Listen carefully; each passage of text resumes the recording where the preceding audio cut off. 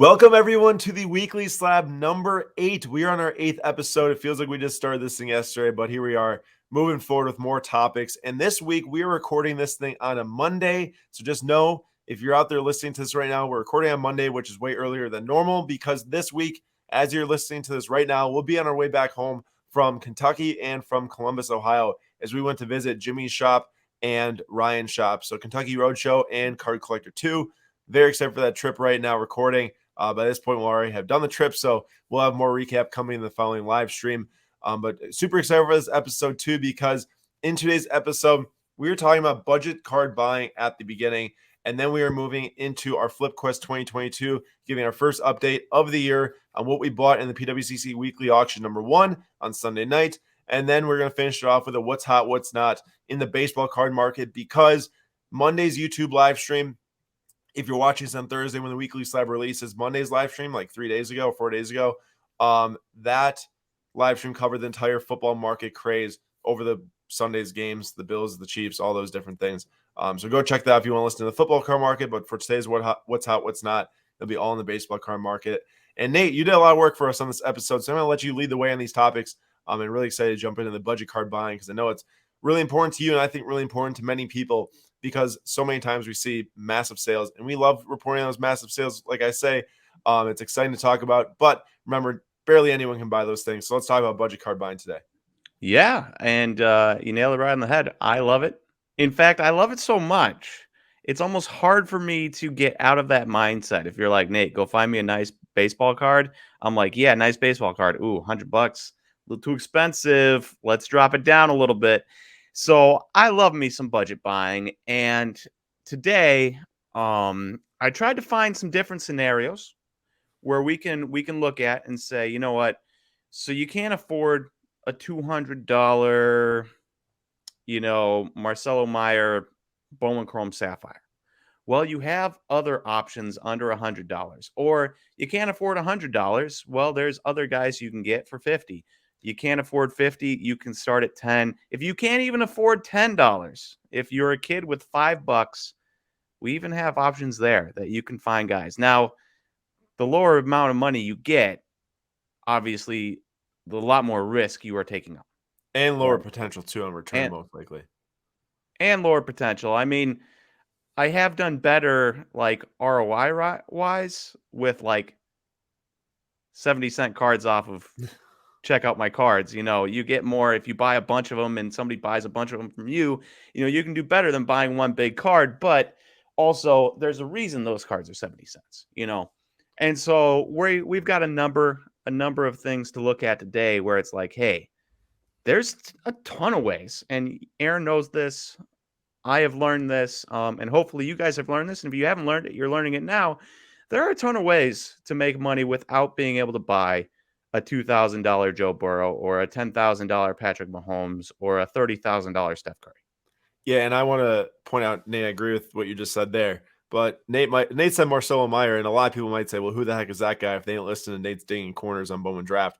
But the discussion we're going to have here applies to pretty much all sports. You just got to think about what players are in your sport. But really, the whole philosophy applies to all sports. Yeah, and we're going to cover mostly baseball because I'm a baseball guy and I understand baseball the best. And so I know what guys to look for. But if you are a basketball guy and before the season you said, hey, I like Darius Garland, you're doing well. Mm-hmm. If you're a football guy and you're like, Jonathan Taylor's the lead back with the Colts, he did pretty good at the end of the year last year. A great offensive line. Carson Wentz is there, so they at least have to somewhat respect the passing game, even though they had Philip Rivers last year, so not really any different. 2 years ago. Wait, that was 2 years ago? Well, not this season. Already technically last year now for the Colts. Oh, yeah, fair. So if you were like, I'm going to buy Jonathan Taylor, not getting respect, you did well. So you can put this on any sport you want, UFC, tennis, whole 9 yards. Yep. Let's jump in. I have a couple of examples. So my first card we're looking at today is a Kevin Alcantara 2021 Bowman Chrome Mega Box Mojo. Now, this card was $15. In fact, there was 2 sales via Card Ladder, our sales information via Card Ladder's sales history tool. Don't forget, 7-day free trial if you hit the link in the description for Card Ladder Pro, which has that sales data that Nate's talking about, all different sales from all different platforms. Very helpful when finding comps and cards, we can tell you that much. Very, very helpful. Extremely useful. So we've got the Mega Box Kevin Alcantara, sometimes called Mega Box, sometimes called Mojo. If you look up both words, it should pop up. October 20th, 2021, this card sold for $15. Doesn't say shipping, but assume a couple dollars for shipping. October 27th, same card, $15.50. As of today, the last three sales were January 18th for $5, January 22nd for $8.50, and January 23rd for $2.77. Now, the $2.77 one, maybe that's a odd shipping amount on the end. Maybe they charged $5, and so it's still an $8 card. Very But I possible. just what? It's very possible. It's probably what happened. Yeah, very, very, extremely possible. Maybe it came from Canada and they charged $10. I don't know.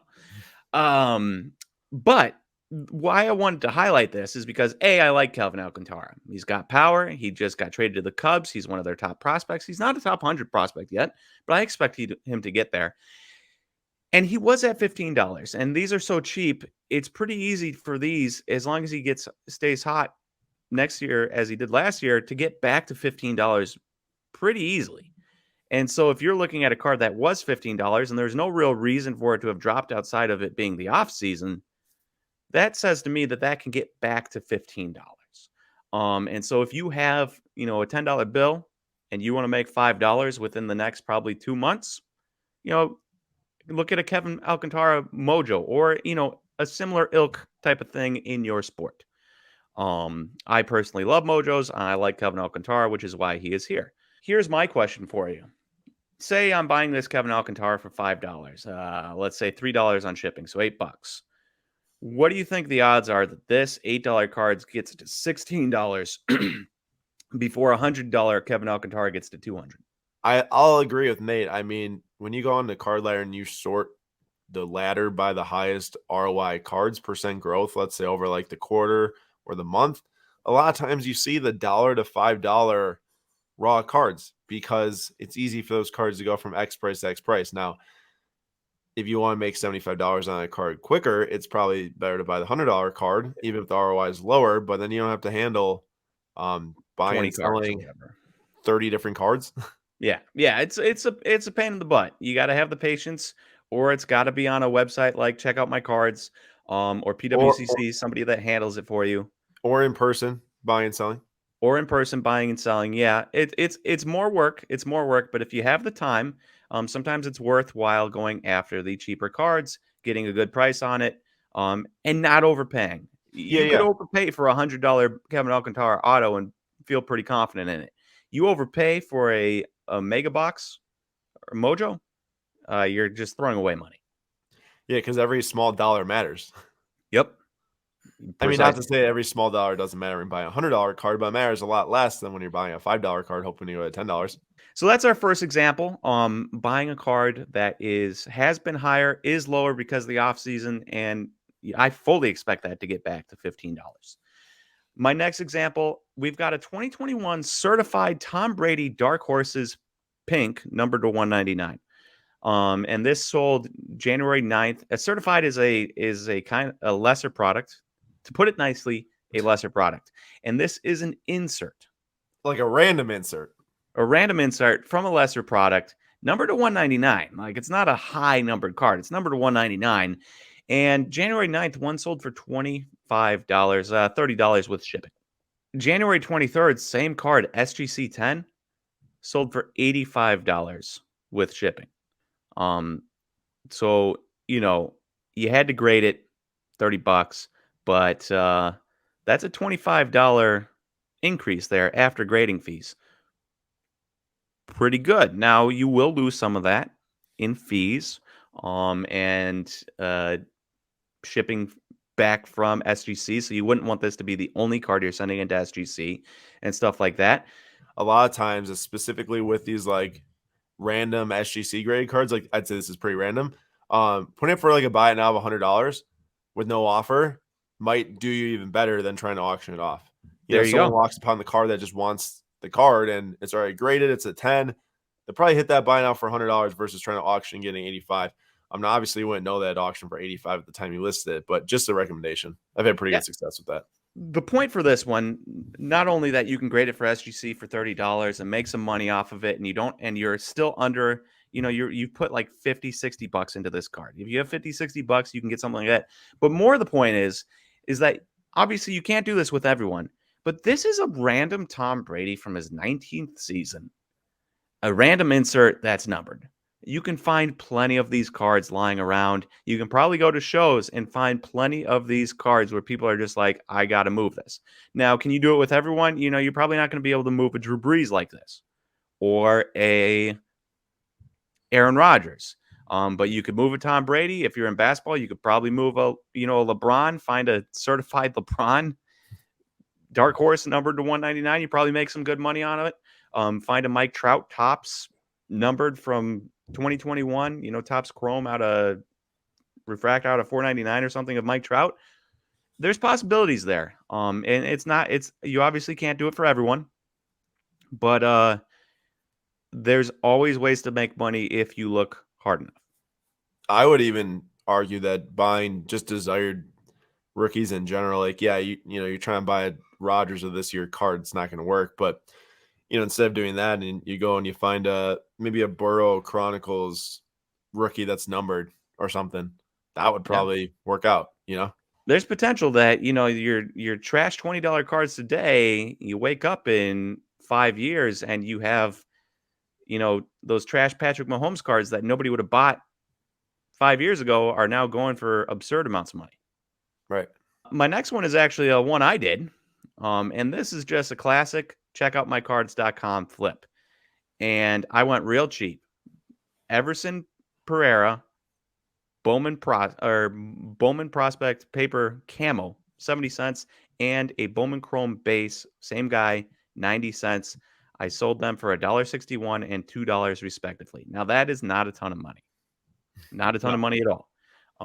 You're talking $1.10 for the Chrome that you made off of your 90-cent investment and 91 cents off of your 70-cent investment for camo. Now you're doubling up or more than doubling up, but still not huge money. So you'd want to buy multiple. If you had $10 and you can get 10, 11 Everson Pereiras, you do that. If you can sell all 10 at the same time, you make 20 bucks, you make 10 bucks, right?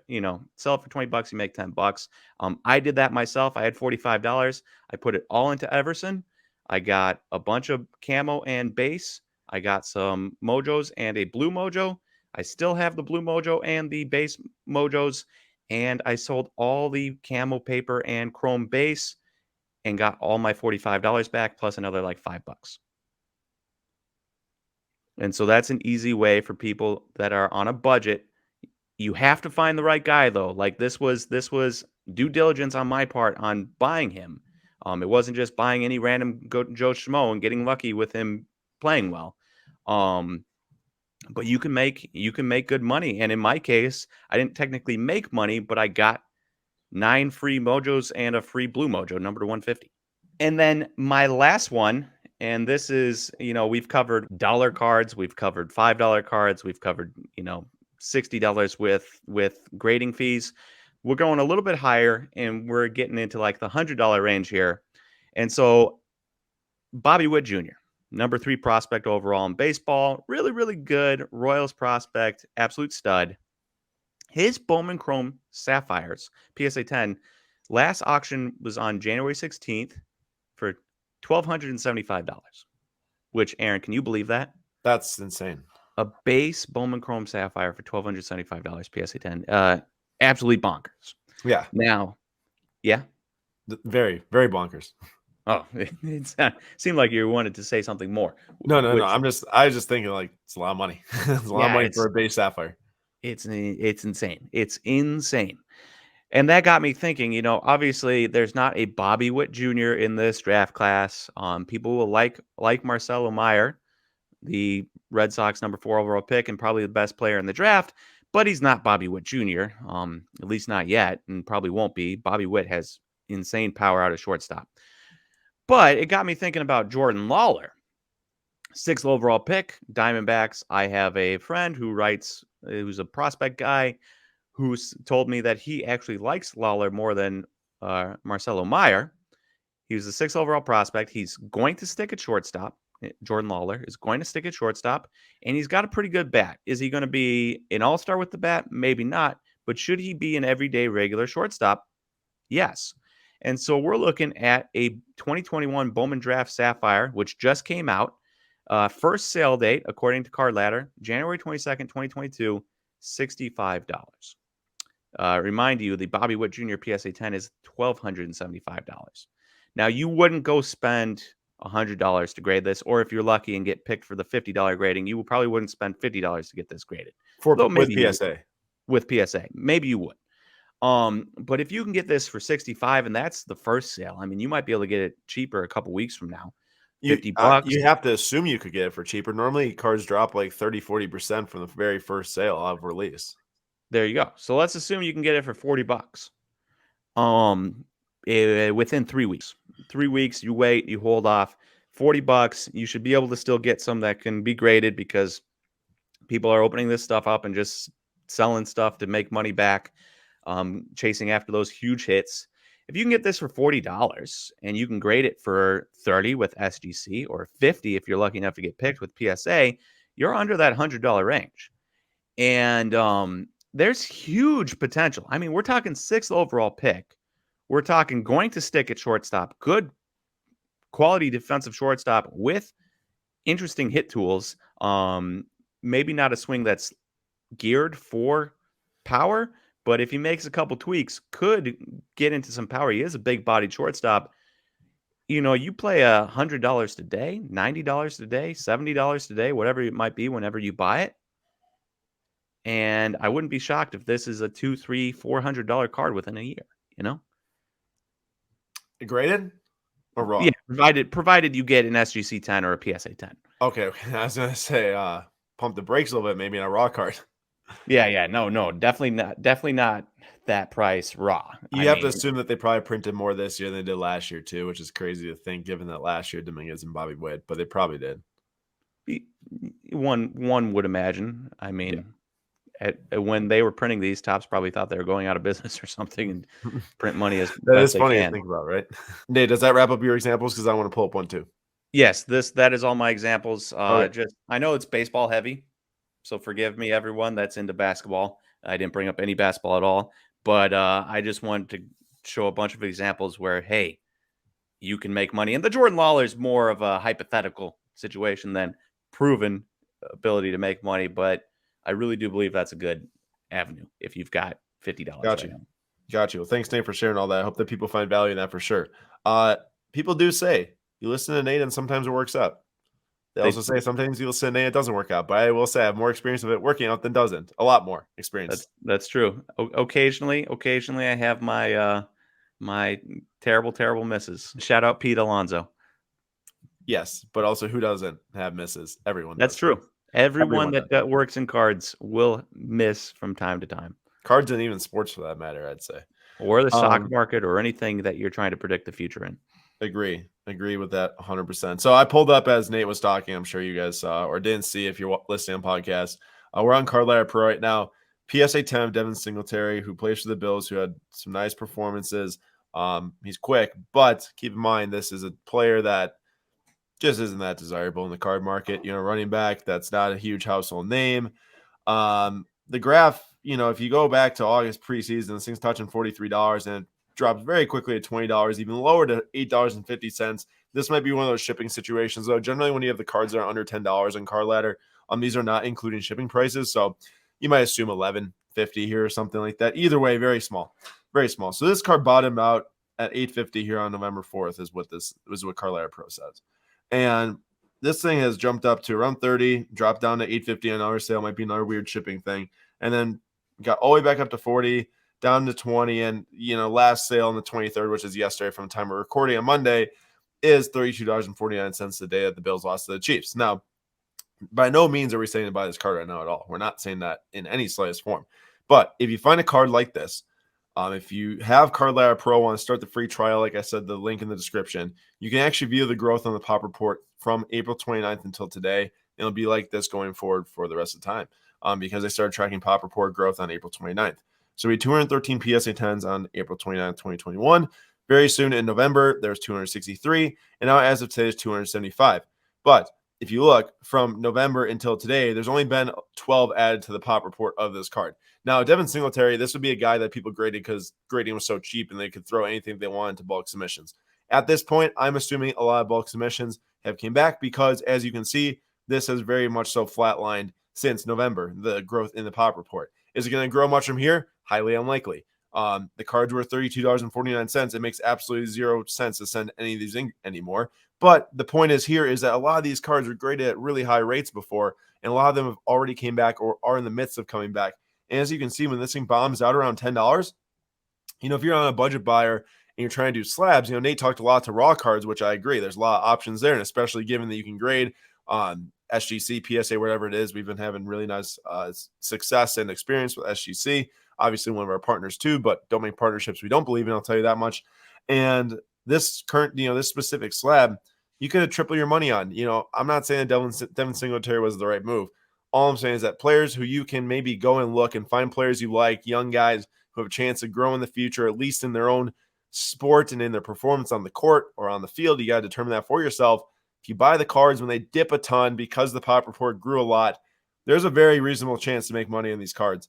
I know we're talking about high population cards here, and you just don't want to be the person who has these things stuck at PSA this moment who might have paid $17, $20 to grade them. You also don't want to be the ones that bought. I'm going to go back here and show the all-time on this card. There's a purchase of one of these cards at $102 on August 26, 2020. So that's going back, before 2 seasons ago now. You don't want to be that person. You want to be the person that has them stuck at PSA right now. But if you're the person that buys it at $8, $10, $13 and flips it for $30, $40, that's pretty reasonable, right, Nate? Yeah, and a lot of this comes down to fandom. Like, I don't think, maybe somebody out there is like, I got to get a Bills running back. I don't know why you'd say that, but mainly because Josh Allen is their leading rusher. But maybe somebody out there was like, I got to get this. But likely what happened was this was a Bills fan buying Devin Singletary PSA 10 because he's their running back. And it's PSA 10. They get it for like $12. But there's nothing wrong with that. If you are the fan of the Bills, or if you're the fan of the Chiefs and buy Clyde, the Chiefs, or the fan of the Edmonton Oilers, or the Cincinnati Reds, or something like that, there's no shame in buying cheap slabs of guys you like, and if they get their one shot and you sell, even though it's a PC item, and you get your one shot and you sell, you make money. On the fly here, pulling up 2013 Topps update Yelich PSA 9. I'm going to go to the last 3 months here. These things have bombed out around $13 also in November. The PSA 9 is now up to 24 as the most recent value on January 22nd, but as soon as January 20th, it was 17. Nate, Yelich has actually some sort of bounce back, maybe not even close to as good as he was those MVP seasons or potential MVP the second season. Any sort of better play, I have to assume, sends this card up at least 50%. Yeah, and obviously you're looking at a dude who's approaching 30 and injury, back injury, knee injury and stuff, but if he can regain 60% of what he was, 70% of what he was in 2018, 2019, you have an all-star again. Yeah. And you get a hot streak at any moment. This $17 PSA 9 goes up to $30 probably really quick. And if you look at the PSA population report, same exact thing.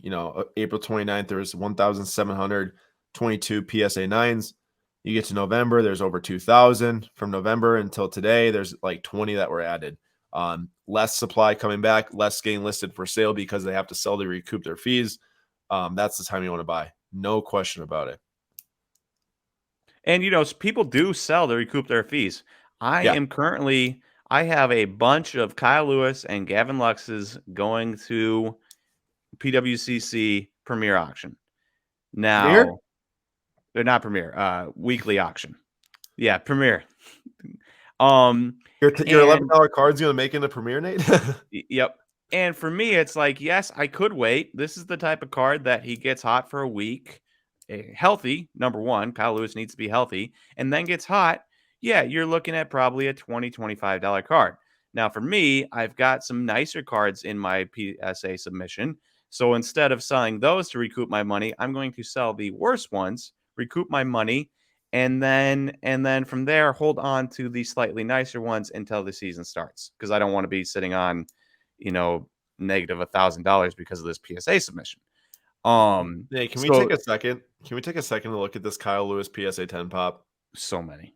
Topps Like, rookie base PSA 10, there was 2,646 on April 29th, 2021. Of course, the only way I'm able to know this is by Card Lawyer Pro tracking the pop growth. You can't go back and see this on PSA's website. This is so helpful, in my opinion. So if you do want to try us out, like I said, that 7-day trial is available. The link in the is that description. going all the way up to But 12,000? it does, man. This rises up to 8,788 on November 4th. And as of January 24th, there's just about 12,000. We're Dude, talking 10,000 added, Nate. dude, I owned 12, From ripping right? from packs. I owned 12 from ripping from packs. I sent in 10. I got 9 PSA 10s and 1 PSA 9. These cards have to be in magnificent shape compared to some of the other ones. And so, yeah, and maybe I'm not making a mistake not holding on, but there is potential that, me trying to just recoup some of my value, one of you can go on to the PWCC weekly auction and be like, oh, this idiot's selling these for $10. I'm going to buy them $10 all day long. You just wait for him to get healthy season and you can sell them for 20. I won't bat an eye being like, oh, I could have sold these all for 20 because I'm just trying to get my money back and holding the better ones. And you can take what I'm trying to do, recoup value off of my submission and make money off of that. Love that point, Nate. Love that point. Now remember, Kyle Lewis might not be the guy. So this has nothing to do with. Yeah. I just want to make sure people know that you're not like, oh, Kyle Lewis is the guy, and I'm dumping all my PSA 10s. No. I'm not saying anybody should buy Kyle Lewis or buy my PSA 10s or anything. In fact, I would almost say stay away from him because he's A, 26, B, been injured quite a bit, 3 knee injuries already by the age of 26. Yeah. And C, I do think he still has a starting spot in the outfield for years to come. He is very good when healthy, but you have Kelnick and Julio Rodriguez, and when those guys get fully functioning, nobody is going to care about Kyle Lewis. I mean, like, they're going to care because he's going to be a good player, but from an investment standpoint, nobody's going to care.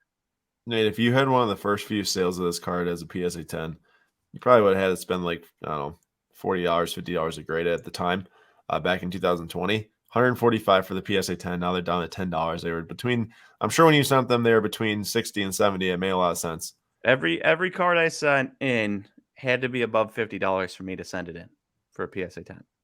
And now you see all 10 to $15 now. Yep.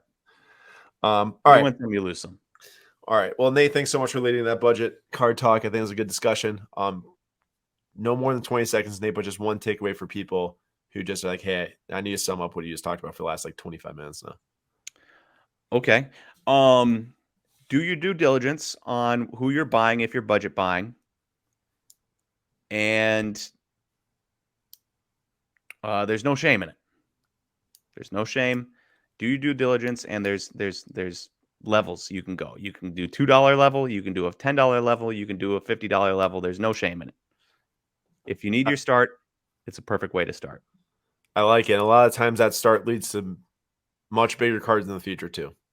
All right, that is all we have for the budget buying. We're going to do our 2020 Flip Quest recap from the first PWCC weekly auction. So let's flip over to that right now. So the first weekly auction through PWCC closed on Sunday night, January 23rd. We live streamed the entire live bidding session. If you want to go watch it, you can, but we're going to recap what we did in that live bidding session right now because we did come away with a few cards. And as you can see, weekly auction number 2 is ending this upcoming Sunday night at 9 p.m. Central Time.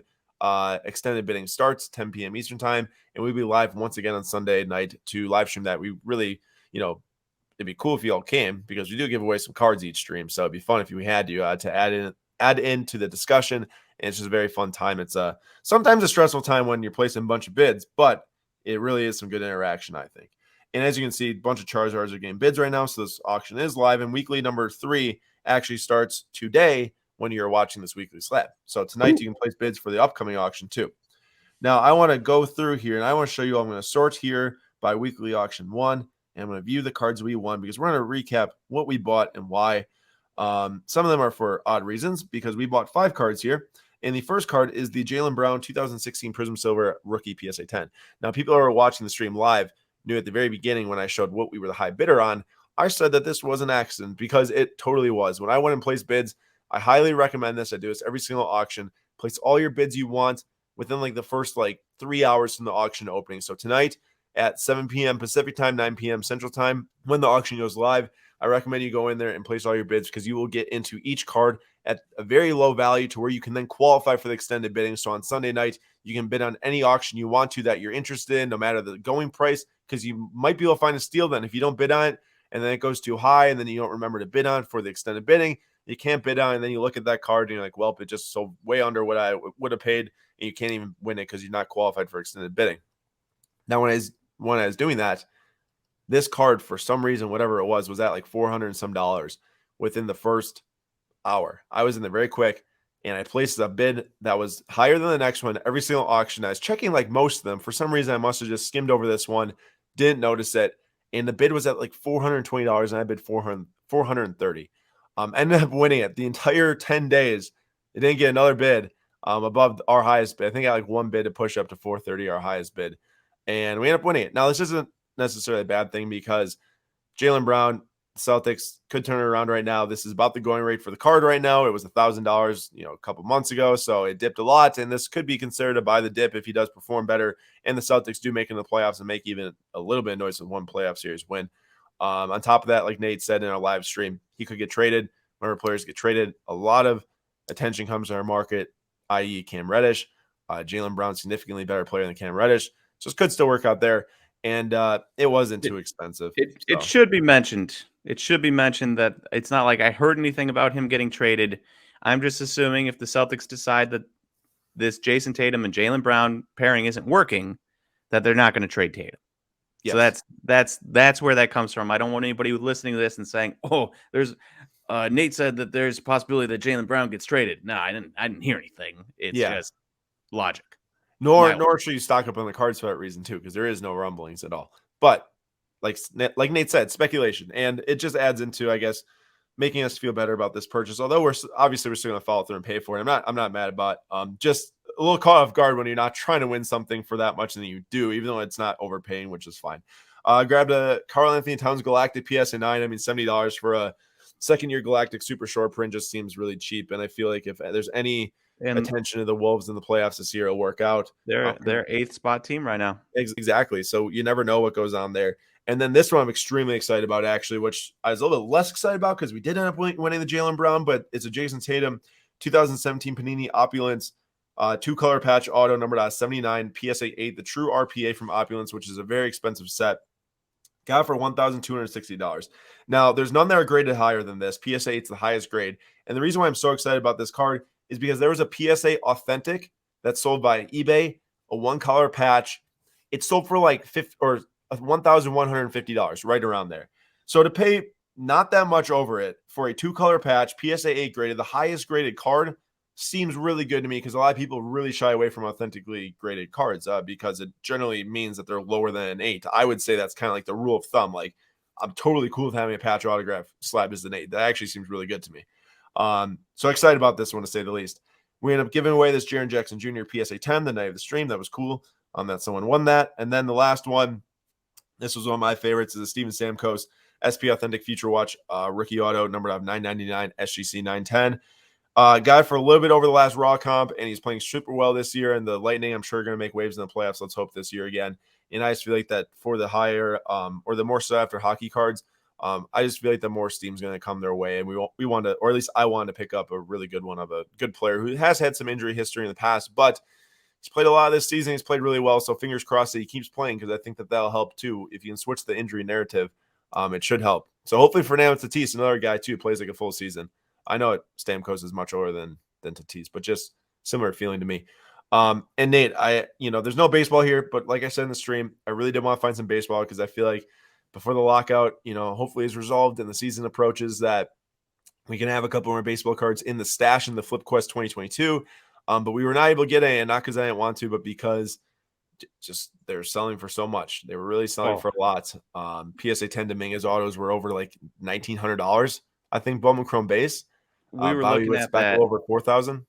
We were looking at that Dylan Cease, I wanted that Dylan Cease top score refractor auto PSA 9, and it went for like $22 over the last raw for a It was PSA more than 9, that. which It's like 30. It's over 45. The last row was like 15. so $30 over the last raw comp, which is insane. So like it was a tough night if you were trying to buy baseball, which is good for the people selling and for PWCC and all those people. And if you're willing to pay that much, then you're willing to pay that much. So it's not like a bad thing for the buyer, you No, know? it just seemed like at the time that some of these basketball guys, specifically the Tatum, made more sense given that I hope he gets really hot right now. He just dropped 51 points on Sunday night. But yeah, I mean, in the future, I'm excited to see some of Nate's picks because I was trying to get his thoughts throughout the entire stream. It just didn't really work out that some of the cards we were talking about stayed in our price range. But that's what this 2022 Flip Quest is about. It's extremely unpredictable. Every Sunday night, we'll be buying and selling these cards on the PWCC weekly auction. And this is kind of like the opposite. Nate was talking a lot about the budget buying at the beginning. Not that we can't do the budget buy. I'm not saying that like $70 is like super budget, like $3. But there are cards that sell as low as $10 through here. I'm sure we're going to find cards that are, around the $20 range through here that make sense. Last night just really wasn't one of those nights, but we did get a $70 Towns, and you can really And kind of last do it night all. only had 3,000 cards in it, whereas next Yeah, week we'll have 6,000, 7,000. 7,000. Yep. So last night or Sunday night I had 3,000 cards. The next auctions will all be around 7,000 cards. So many more options too. That was the other thing. There just wasn't as many cards. And all the cards were from all different sports. So the first time we've experienced that with the month or weekly auction. In the monthly, they would split up all the different days for each sport. But I had a great time. This was what was purchased. Now we also had some stuff that sold. It's going to take me a second to pull them all up, and I'm not going to for this reason, except for one of them is that for this Flip Quest 2022 on the PWCC auction. I should have mentioned this right away, but I'm gonna say it right now. We are partners with PWCC. I say it every single video, but every single thing we do throughout this is all our own opinion. It's all our thoughts. It's all what we think about, and we only make partnerships based off of what we believe in. And I really am been a huge fan of the buying experience, and the selling experience has been really good too, given that we had a couple of cards go through this auction, and I thought that they went pretty well. I'm going to pull up one of them right here. But like I said, I was trying to say that the reason why I'm not pulling them all up is because these sales are not counting to our Flip Quest 2022. It might give us a little bit more spending funds, but we're doing Flip Quest 2022, meaning that every single card we start buying in this first weekly auction will count towards this. And then we're going to see throughout the years we sell them how we do, and you all can track it with us. So the first one the one I want to talk about that we sold this past weekend was the Allen Iverson Start Date SGC 9. There's none grade higher through SGC, and it went for $384 with the buyer's premium. I think it netted us $333 with our seller bonus.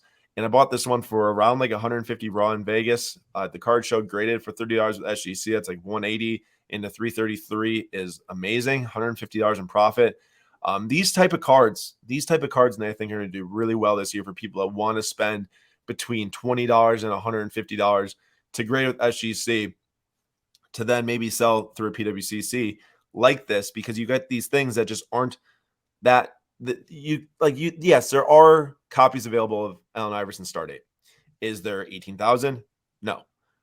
Is there one in this auction? Yes, there was one in this auction, and it was ours, and it sold really well, way more than I thought. I thought it was going to sell for like $175. It went for $384. Last PSA 9 was like $285. Now they were selling like $500 like a month ago. I think maybe just one weird low sale because the lowest available I think right now is like $800 best offer. So it kind of makes sense where it sold. But I was a big fan of that sale, Nate. What about you? Yeah, you told me the comps, and I was like, okay. And then you were like, hey, it's going up, going up, going up. And it just kind of opens your eyes to a lot of times I think of, getting quote unquote modern, ultra modern cards. I mean, 1996 is modern. I was alive in 1996, so I don't want to consider myself old or anything. But it kind of opens your eyes that there's possibilities all over the place. I mean, you spent $150 isn't a small chunk of change, but it's also not a gigantic chunk of change. You spent $150 on that. You knew you had a good eye.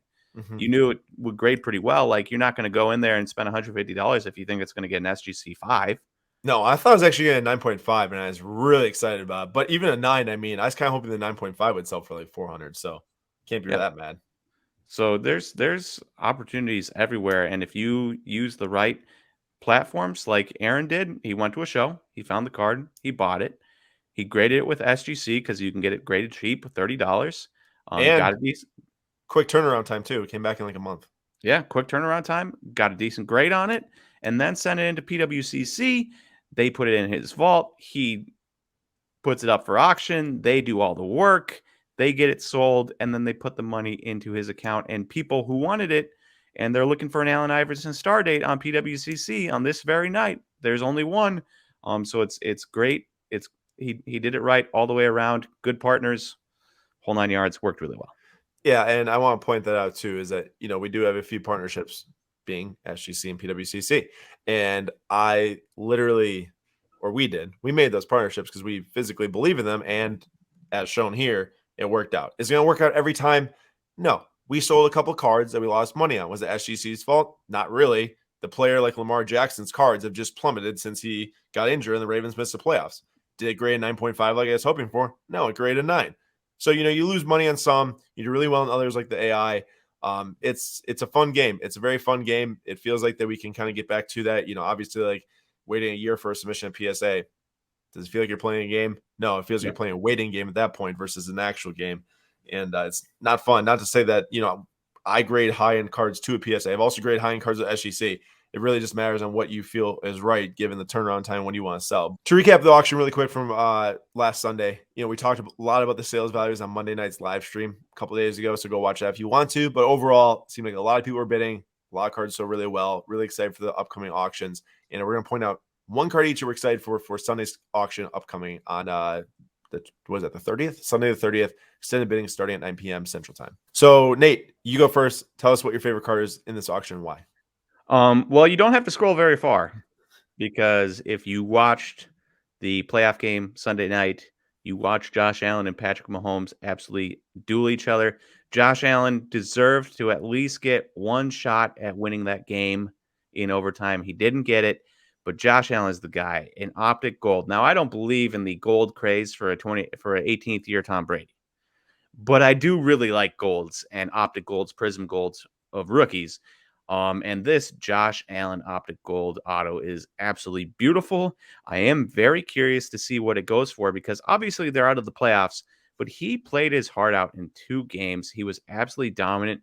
Their second to last drive, he had multiple like game saving runs to secure first downs and beautiful throws. Trucking guys. I mean, he absolutely trucked one of the Chiefs defenders. And so played his heart out. I am curious to see what happens, because he played so well despite losing that this card might go for an all-time high. Well, it probably will, given it hasn't sold probably very often at all. Oh, well, that's fair. But like instead of you would expect his cards to go down, but I think he was so good at the end of the year that there isn't going to be a huge downturn despite being on a losing team and entering the offseason. Right. Losing team in the playoffs, that is. Yeah. For me, you don't have to scroll far either. I just want to point out really quick, I won't talk about this one, but the Bundesliga Erling Haaland gold at 50. I love golds too. It's a PSA 8, but it's a huge card. Really good rookie card. But it's this Phil Foden 2018 Optic Black Velocity at 25, BGS 9.5. True gem. These are extremely tough to grade. The centering is normally very off in these cards. This one looks pretty good. Got a 9.5 centering.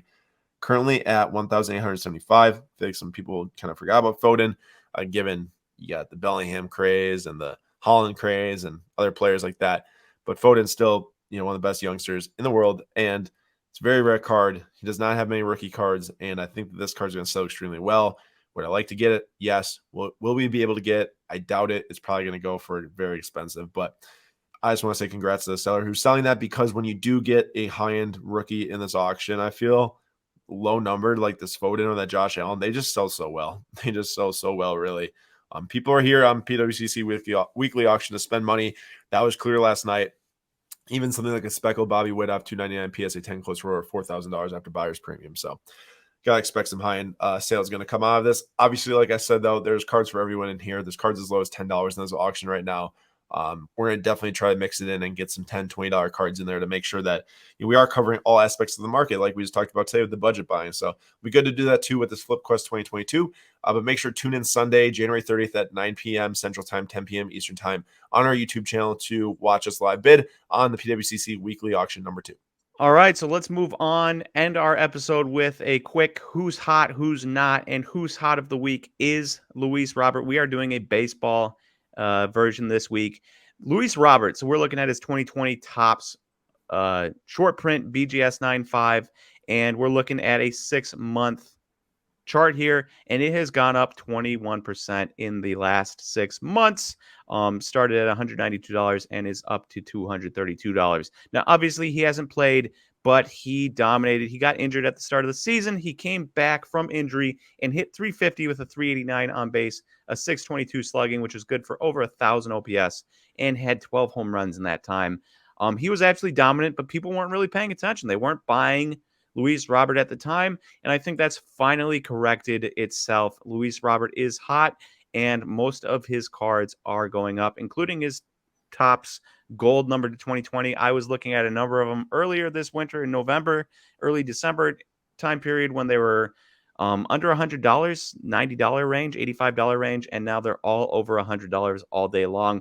So Luis Robert is our who's hot of the week. For our who's not of the week, we are looking at Jarred Kelenic, specifically his 2018 Bowman Chrome Refractor Raw. Now, obviously, raw cards, the condition of them varies. The price will vary. But this card raw last 6 months started out at $80. Its current price is $33, which is a drop of 58.75%. Which we could just round up to 59% if we wanted. That would have been easier to start. But it's a drop of 59% for Jarred Kelenic on his Bowman Chrome Refractor Raw. Now, the reason I actually wanted to bring him up for the who's not is not because all of his cards are dropping like crazy, though a lot of them have dropped from highs, but he's probably a pretty good investment right now. Now, he was one of the worst players in baseball last year with a negative 1.8 win above replacement, which is a tough scene for Aaron and I as Wisconsin boys, and Jarred Kelenic grew up in Waukesha, Wisconsin, which is just west of Milwaukee, Wisconsin. He also hit under 200 for the full season and was a terrible defensive outfielder in center field, and he struck out almost or just over 28% of the time. Any way you push it, Jarred Kelenic was not good. But there are reasons for optimism, which is why I wanted to bring him up the who's not.